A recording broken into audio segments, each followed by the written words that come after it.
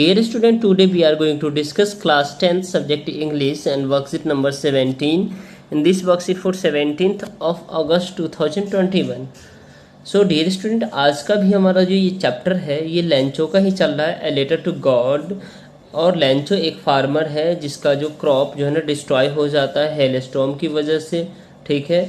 तो वो letter God को लेटर लिखता है और वो 100 पीसों की डिमांड करता है, बट उसे गॉड उसे जो है ना 70 पीसों ही भेजता। और जेन्युइन में वो 70 पीसों गॉड नहीं भेजते हैं, वो जो पोस्ट मास्टर होते हैं और वो पोस्ट ऑफिस में काम करने वाले होते हैं, जो वर्कर होते हैं, और वो सारे मिलकर के इन्हें भेजते हैं, क्योंकि गॉड के प्रति जो लेंचो का है वो काफ़ी ट्रस्ट है, डीप ट्रस्ट है, राइट।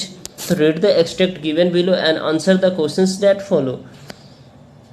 गॉड, भगवान, he wrote, if you don't help me, यदि आप मुझे हेल्प नहीं करते, my family and I will go hungry, मेरे परिवार और मैं भूखा हो जाता, ठीक है, इस साल, ठीक है।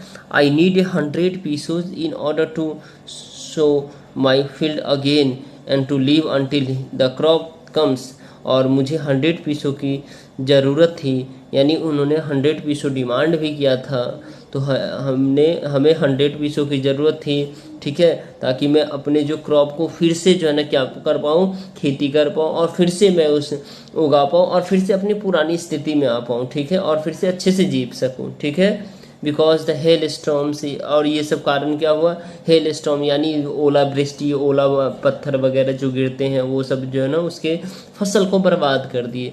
तब ने ही इसने लिखा था, he wrote to God on the envelope, put the letter inside, and still trouble went to the town at the post office. He placed a stamp on the letter and dropped it into the mailbox. और फिर उसने letter लिखता है God को लेकर के, right, और फिर गॉड को लेकर के वो लेटर लिखता है और उस लेटर को ले जा कर के एनवेलप में और डाल देता, और उसके बाद उस पर जो है ना उसको मेल कर देता है, ठीक है। One of the employees who was a postman, एक पोस्टमैन होता है, and also help at the post office, जो कि पोस्ट ऑफिस में हेल्प किए होता है। वेन टू हिज बॉस लाफिंगली, और हंसते हुए अपने बॉस के पास जाता है, एंड सोज हिम, और बताता है उसे द बेटर टू गॉड, और ये जो है ना क्या है, जो गॉड में ये काफ़ी इसका विश्वास है, ठीक है, गॉड के प्रति जो है ना इसका जो ट्रस्ट है वो काफ़ी डीप ट्रस्ट है। Never in his career as a postman had to known the address, उन्होंने अपने पूरे कैरियर में, पूरे लाइफ में ऐसा कभी भी एड्रेस नहीं देखा था, right.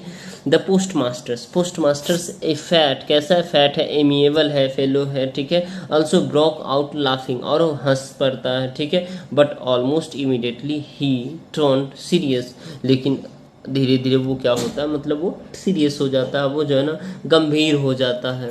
And the tapping the letter to his desk and commented, और लेटर को जो है ना डेस्क पे रखता है और उस पर कमेंट करता है, व्हाट फेथ, क्या विश्वास है, और किसका, लेंचो का। I wish I had the faith of the man who wrote the letter, और मतलब क्योंकि आप सभी जानते हैं जो लेंचो का एक गॉड के प्रति काफ़ी ट्रस्ट था, और ट्रस्ट इसलिए था जो गॉड को वो इतना नहीं जानता था, गॉड जो है ना मतलब वो गॉड नहीं होते, बट उन्हें इतना पता है जो गॉड में उसे ट्रस्ट है, तो इसी लेकर के उन्होंने भगवान को ही लेटर लिख दिया, ठीक है, ठीक है। And starting up A correspondence with the God. अब हम इसमें कुछ पूछे हुए प्रश्न है डियर स्टूडेंट जो कि बेहद ही आसान है, इस सभी का आंसर देखते हैं। Lencho writes a letter to God, what trait his characters in is highlighted here. तो यहाँ जो हाईलाइटेड होता है डियर स्टूडेंट, ये फेथ इन गॉड होता है, फेथ इन गॉड होता है, तो क्वेश्चन नंबर फर्स्ट का आपका सी ऑप्शन करेक्ट हो जाता है, right. And question number second का, which code do you find most appropriate for the extract, तो आपका ये ए वाला कोड हो जाता है जो कि मोस्ट अप्रोप्रिएट होता है, यानी start every day with a new hope, हर एक दिन एक नए आशा की किरण के साथ स्टार्ट करो।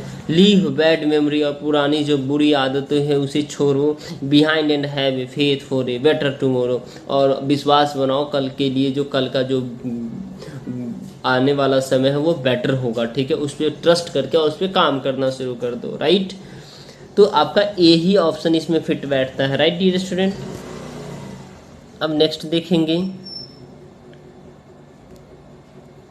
क्वेश्चन नंबर हमारा थर्ड है, amiable is a word use to describe the post masters. Amiable एक वर्ड है जो कि पोस्ट मास्टर को डिस्क्राइब करता है इन द एक्सट्रैक्ट, आगे अभी जो हमने पढ़ा है एक्सट्रैक्ट उसमें, after the reading the three givens meaning tick the most accurate assertions.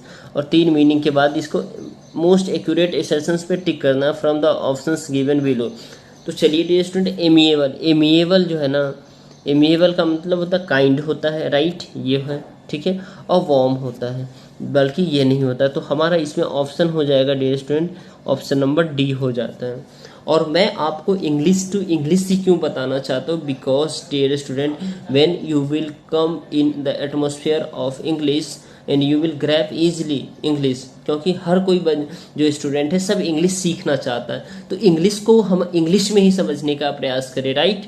Hindi तो ठीक है, हम लिटिल बिट हम याद करते रहेंगे, ठीक है, लेकिन हमें इंग्लिश में समझने की भी ज़रूरत है, तब हम इंग्लिश सीख पाएंगे। You know the importance of English, right dear student. तो ये आपका ऑप्शन नंबर डी करेक्ट हो जाएगा। लगता है ये वर्कशीट आपके लिए हेल्पफुल है, तो इस वीडियो को ज़रूर लाइक करें, इसे शेयर करें अपने दोस्तों तक, और चैनल पे नए हैं तो चैनल को सब्सक्राइब कर दें। ओके डियर स्टूडेंट, चलिए bye bye, take care, have a nice day.